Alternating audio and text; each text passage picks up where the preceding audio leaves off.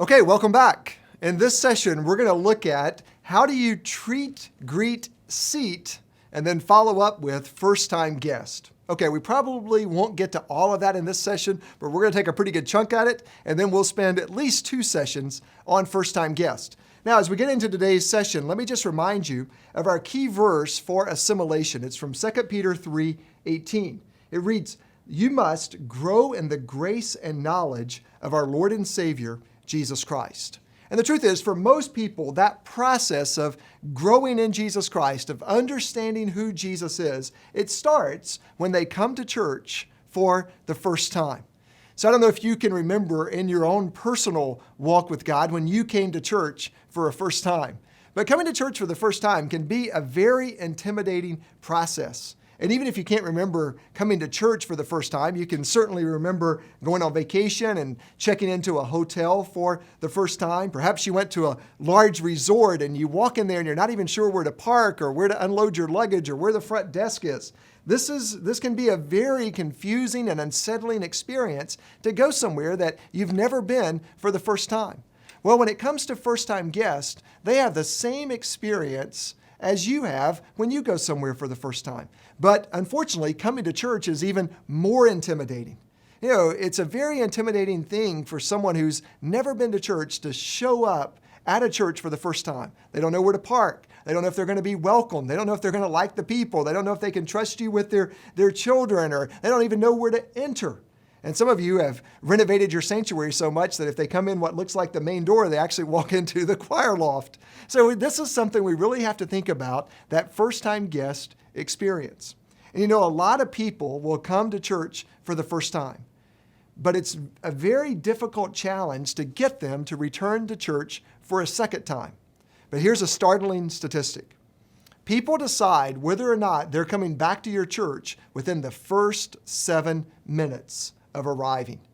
So within the first 7 minutes, they're making up their mind, am I going to like this church and am I going to come back? So you have 7 minutes to make a good impression. Now, there are some things you can do to overcome that if you make a bad impression, so it's not like it's your only chance. God will give you grace and hopefully power, even if you mess it up. But we want to do all that we can in those first 7 minutes to make a good impression on our first-time guest. And so if you think about it, if you're a teaching pastor or a preaching pastor or the senior pastor, first-time guests have probably already made up their mind before you've even delivered the first word of your sermon. And contrary to what you may think, first-time guests often show up early. They're the early arrivers. It's your regular attenders that often show up late. So they show up before the service starts. Maybe they sit in the parking lot for a couple of minutes and watch people go in and out of your building to try to figure out how the flow might work. They might go in and sort of spy on the children's area before they go to check in. They might arrive in the sanctuary when there's just a handful of people. And what are they thinking about? What are they experiencing? What are you putting in their hands? How are you creating that experience, basically from the parking lot all the way into the church, and then once they get back home? Well, that's what we're going to look at in these sessions. When someone comes to your church for the first time, I want you to focus on 4 big areas. And so this session and the next session will be broken down into these 4 big areas. The first area that we're going to look at is what I call pre-service. Pre-service. This is the focus that I want you to have in your church before the service even starts. So you can kind of think of the pre-service area as the area of first contact. It's the time they arrive into your parking lot and they make it all the way into the pew. Or the way I like to think of that is from the street to the seat. So before the service even starts, you've got to get them from the street into the seat. Now, let me just put you in the mind of someone coming to church for the first time.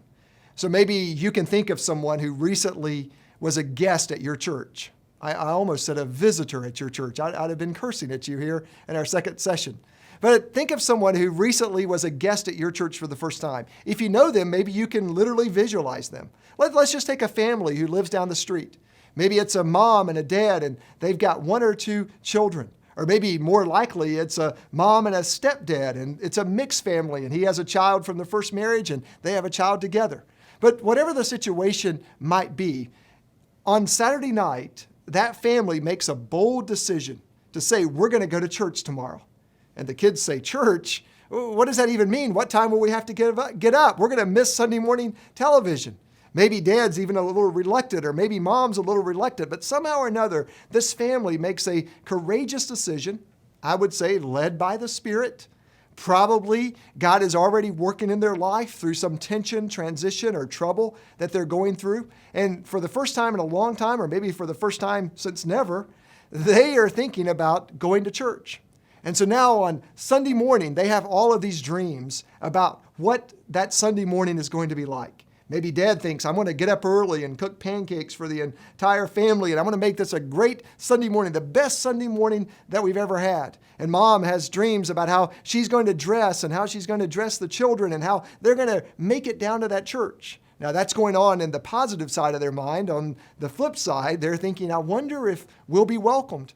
I wonder if we'll see anybody we know. I wonder if there'll be people like us. I wonder what the children's ministry might be like. I wonder what the pastor is going to teach on. So they have all of these concerns as well. But even on the best of Sunday mornings, in this particular couple's life, everything is going to go wrong. You see, when someone decides to come to church for the first time, it's almost like they're sort of inviting the enemy to do everything he can to distract them. And so Satan begins to work in that couple's mind. And in that home, the alarm clock doesn't go off. The pancakes get burned. The kids spill something on their new outfits. Mom didn't have enough time to get dressed like she would like to get dressed. But in spite of all of that negative things that happen to try to prevent them from coming, let's just imagine somehow or another, that couple gets into the car, they make it out of their driveway, and they arrive onto your church property. Well, at that point, when they pull into your church parking lot, assimilation begins. You may not be able to control what happens at home. You may not be able to control whether or not they come to church. You may be able to in some way, by the way. That's another seminar that I have on evangelism. But when they pull into that parking lot, you want to do everything you can to make that the best first 7 minutes of their life. So let's talk about that area of first contact, or the big area of pre-service. So when someone pulls into your parking lot, as they're in the parking lot, as they're making their way into your building, there are 4 areas of first contact. So 4 areas of first contact. Here's number 1. Number 1, how are they going to be greeted? Greeted. How are they going to be greeted? Now, when you think about greeted, and I'll explain why they all start with ED, you'll see as we go along. But when you think about greeted, you often think about greeters. And I want to talk about greeters and give you some advice on greeters. In fact, in the supplemental resources that you have with the seminar, you can see a basic job description as to what a greeter should do. But there are really 2 types of greeting that a person coming to your church for the first time would receive. The first is the inanimate greeting of all the inanimate stuff at your church, all the non-human stuff. So for example, your parking lot is a greeter. Your sign is a greeter. Your signage is a greeter. And so what is the physical environment of your church saying to the people who are attending for the first time? I mean, how does your sign look? How is the yard maintained? Is the parking lot clean? Are entry points clearly marked in your church? You know, it's very expensive, of course, to keep all of this stuff up to date. If you've got a large parking lot, that can be very expensive just to maintain that. So I'm not talking about perfection. Don't get me wrong. I'm talking about excellence. So let me give you my definition of excellence. Excellence is doing the best you can with what you've got. It's doing the best you can with what you've got. You know, maybe you're a church that's been struggling for a long time, and the parking lot, it needs a lot of repair. But you can do the best you can with what you've got. You can pick up the litter out of the parking lot. You can weed it. You can spray it and remove all the weeds from the parking lot. You may not be able to repave it or to repaint it, but you can do the best you can with what you've got. You may not be able to afford a lot of expensive landscaping, but you can keep things neat and trim, and volunteers in your church can make that lawn or that upkeep around the church, the landscaping, look as good as it possibly can. Well, you see, all of these things are greeting people who arrive. And your landscaping and your church sign and your parking lot are saying, we've been expecting you. We want to put our best foot forward. You're welcome here at our church. Or it's been saying, go away. We don't care. We're outdated. We're no longer relevant. And of course, I know which one you want. You want the physical surroundings of your church to put forward the best greeting they possibly can. And the truth is, some simple landscaping, a fresh coat of paint, that can make all the difference in the world. Now, for most of our Journey locations, because we're in major metropolitan areas, and we do have locations that are not in urban areas, but for most of our Journey locations, we meet in rented facilities. Now, some of our places own their own building or have a long-term lease like many of you, but a lot of our churches meet in rented facilities. I remember one time we were meeting in an elementary school, and we couldn't do a whole lot about the broken sidewalk out front of the elementary school. We couldn't do a whole lot about those little toilets that they have in an elementary school. But you know, people knew that we were meeting in an elementary school. They knew we had no control over the sidewalk. They knew we had no control over those little toilets in the bathroom. We were in an elementary school. But here's what we could do. We could do the best we could with what we had. We could do the best we can with what we have. That's my definition of excellence. So we could clean those toilets. We could spray down that elementary school restroom. We could sweep and even mop or spray down the sidewalk out front. We could do the best we could do. And that's really what I'm asking you to do, to put your best foot forward, to do what you can do. If you have money, by all means, this is a great place to invest it. But if you don't, do the best you can with what you have. And the truth is, if you're in a rented facility, you probably get a little more grace from those who attend than if you own your own facilities. Because people know if you own it, if you're there 24/7, 7 days a week, then you should be able to keep it as clean and as well kept as possible. But there is this area of greeted, and the physical surroundings hopefully say to everybody who comes to your church, you're welcome. Come on in. We've been expecting you. We wanted to put our best foot forward.